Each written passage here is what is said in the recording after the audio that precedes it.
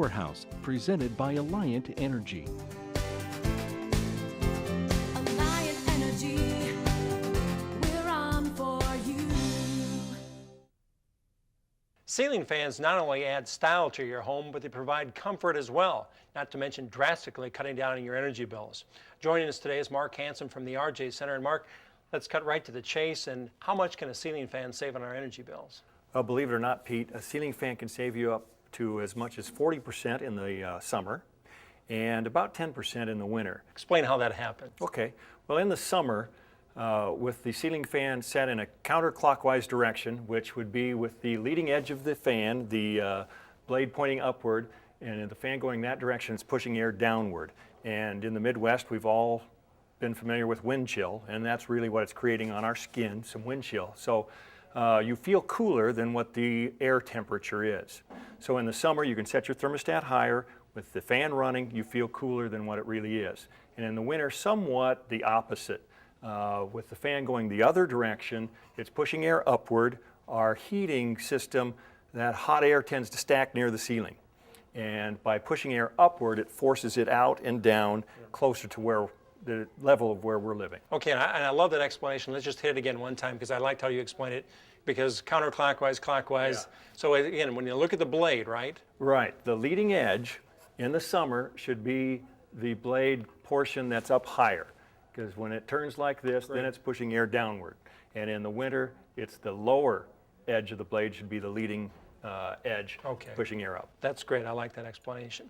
Okay, when it's time to buy a ceiling fan, what should I be looking for? An Energy Star fan would be one of the first things to look for, and an Energy Star light kit on top of that will really save you some money, $15 to $20 a year, and that's not counting the heating and cooling savings that we talked about when you're running the fan. Okay, now we're here in your showroom, and how do I know what size of ceiling fan do I get?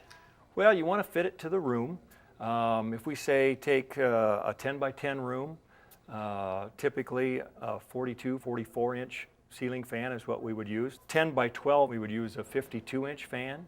When you get into some of these larger great rooms, some large master bedrooms of 12 by 15 or larger, you can go up to a 60-inch fan or even larger. Okay. Now I know here in your showroom you've got this one, down real low for us to see it. But another thing is how high do I position my ceiling fan in terms of hanging it? Well, one thing you don't ever want to do is have the blades lower than 7 foot. On an 8-foot ceiling, usually a 6-inch down rod will put you right in that vicinity. A 9-foot ceiling, we usually use about a 12-inch down rod. A 10-foot ceiling, an 18-inch, and you kind of go right on down the line. Okay, now I know fan blades, you've got a kind of a wheel of blades here set up. Let's talk to us a little bit about the size of the blades.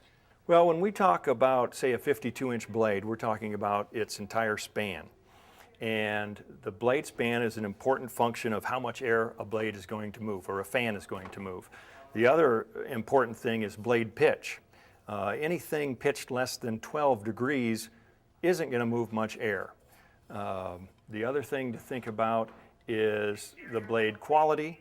A good blade will be a series of laminated sections of solid wood pressed together.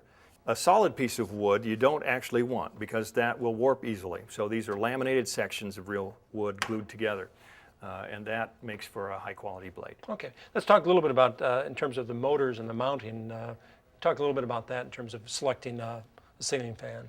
The blade pitch and the motor strength go hand in hand, because if you have good blade pitch, a weak motor can't turn those blades because the friction is too great. So if you have little blade pitch and a weak motor, you'll have spinning but not much air movement. You want a high quality motor that can move a lot of air on low because the blade pitch is steep and you get a lot of wind chill because of that. Now, Mark, does that play into some ceiling fans you see that wobble? Everything needs to be tight, starting with the electrical box. If the electrical box is not solid and it gives it all, the whole fan's going to move. Now, I look around here and I see a lot of ceiling fans that don't have lights, but now can lights be added to a ceiling fan after the fact? Most of them can. We carry about 8 brands, and every one of those brands, the light kit attaches the same way. Now, that's not true in all cases. But there is kind of one standard most often used when attaching light kits. And in terms of switches, I mean, not only the pole chains, but you can also have it on the wall and vary the speed as well? Sure, and with remote control, and remote control doesn't necessarily have to mean a handheld to lose.